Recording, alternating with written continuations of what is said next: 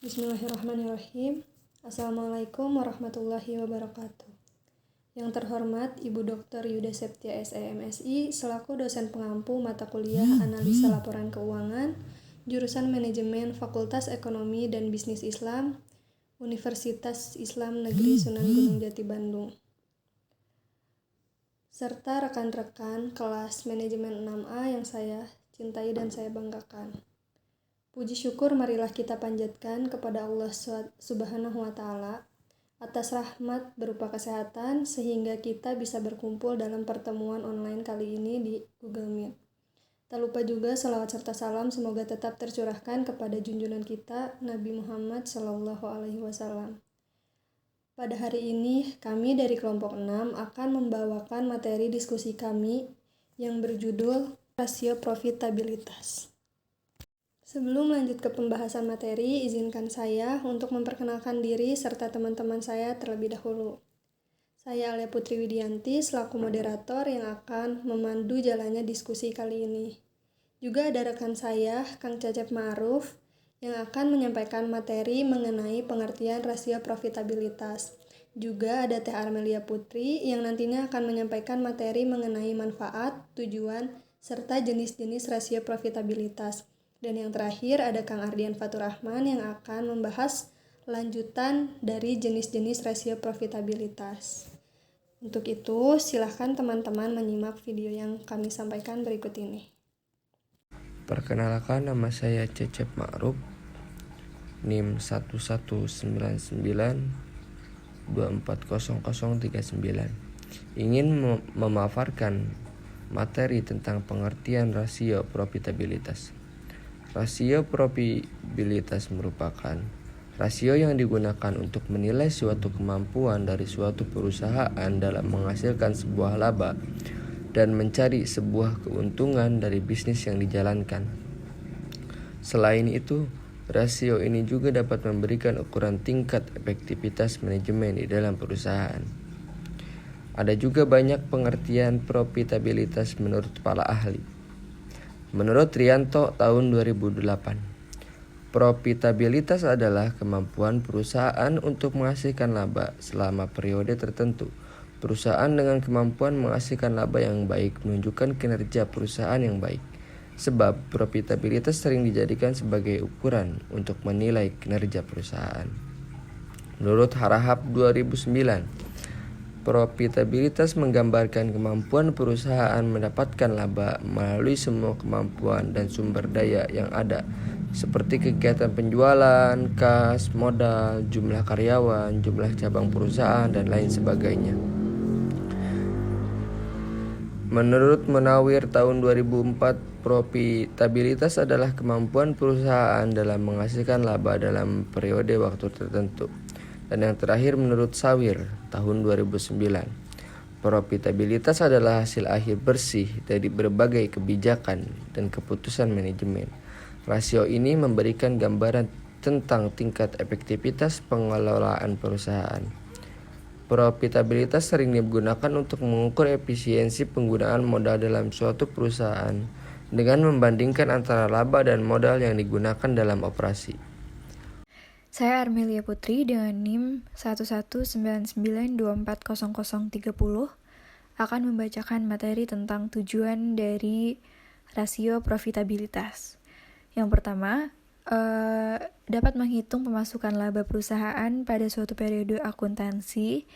Yang kedua, dapat menghitung perkembangan laba yang diperoleh dibandingkan dengan periode akuntansi yang telah lalu. Yang ketiga, menghitung kemampuan perusahaan untuk mengembangkan modal yang digunakan, baik berasal dari modal, pinjaman, maupun modal sendiri.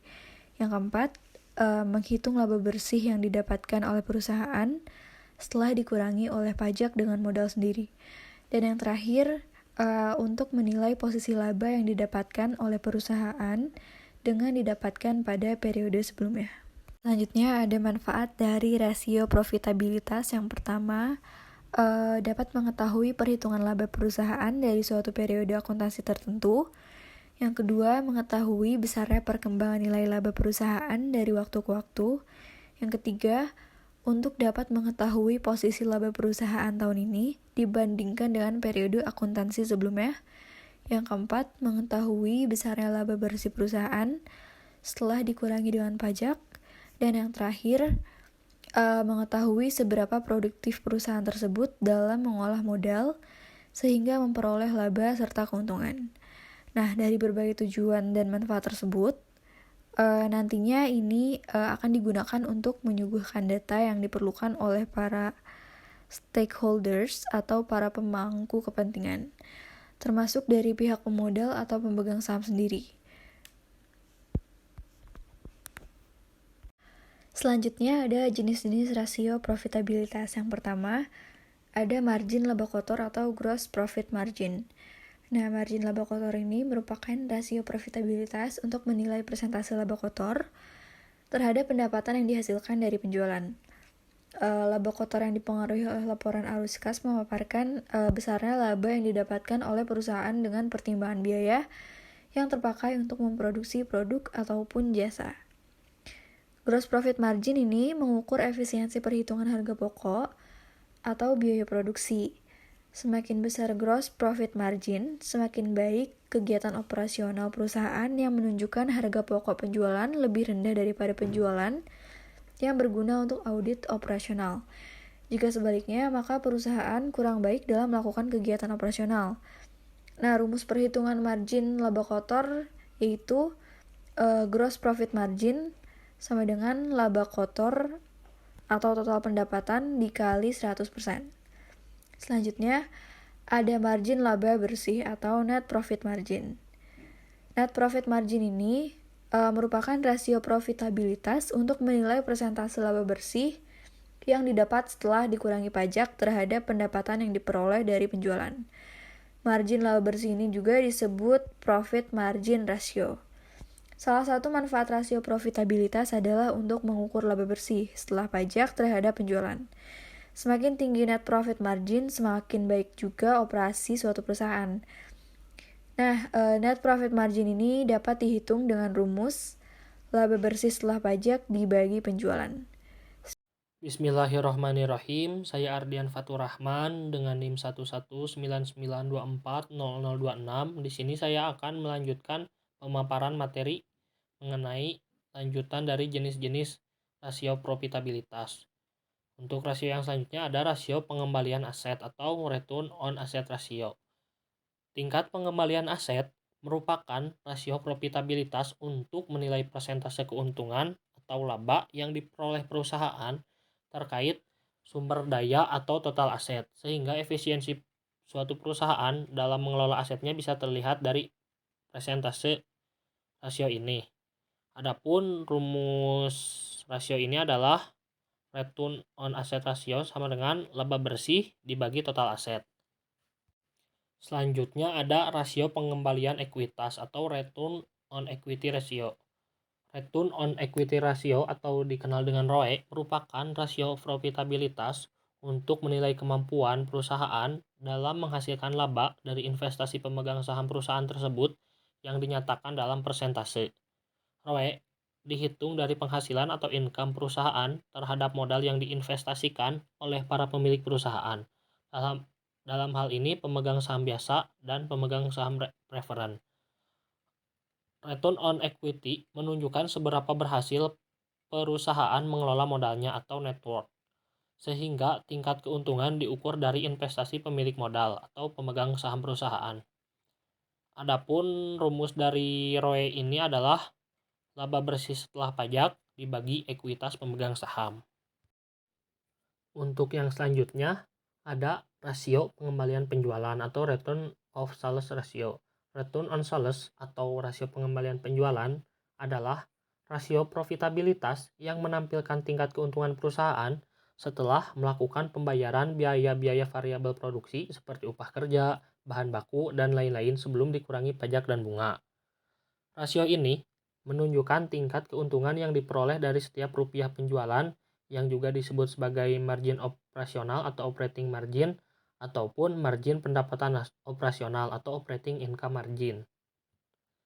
Adapun rumus dari rasio ini seperti yang bisa dilihat pada slide, yaitu laba sebelum pajak dan bunga dibagi penjualan dikali 100%.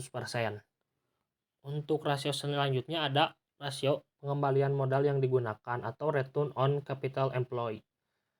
Rasio ini merupakan rasio profitabilitas yang mengukur keuntungan perusahaan dari modal yang dipakai dalam bentuk persentase.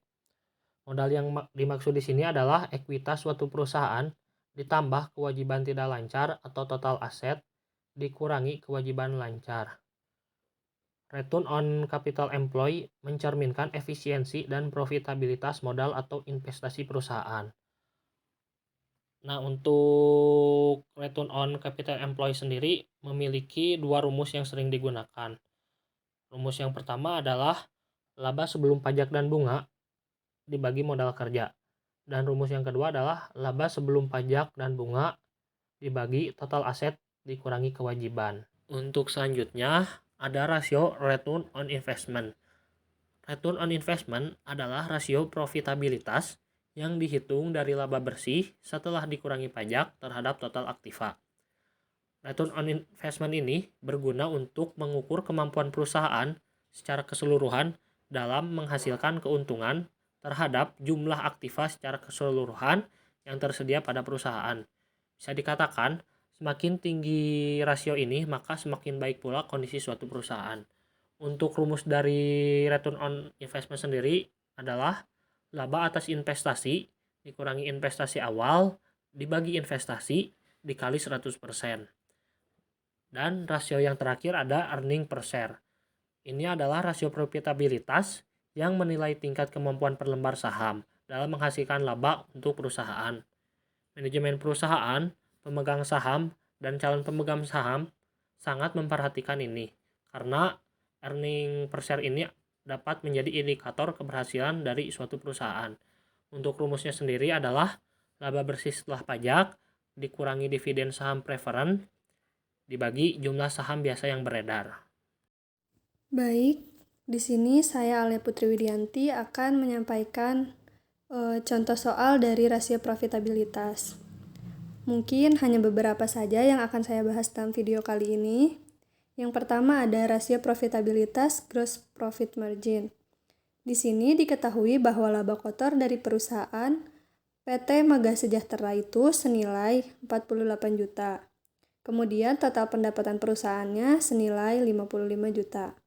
Maka gross profit margin dari perusahaan tersebut adalah laba kotor atau senilai 48 juta dibagi dengan total pendapatan yaitu 55 juta dikalikan 100%. 48 juta dibagi 55 juta itu hasilnya 0,87 dikali 100%, maka hasil akhirnya adalah 87%. Kemudian untuk contoh soal yang berikutnya itu contoh soal dari rasio profitabilitas net profit margin.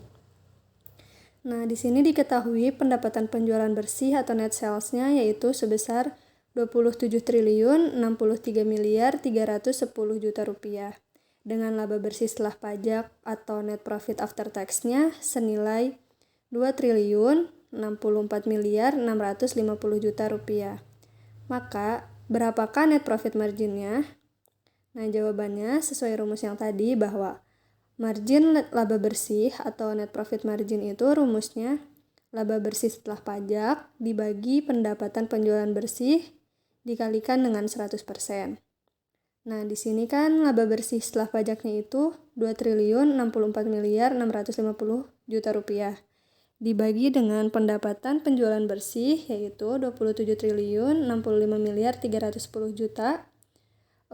Hasilnya adalah 0,0763 dikalikan dengan 100%, maka hasil akhirnya adalah 7,63%.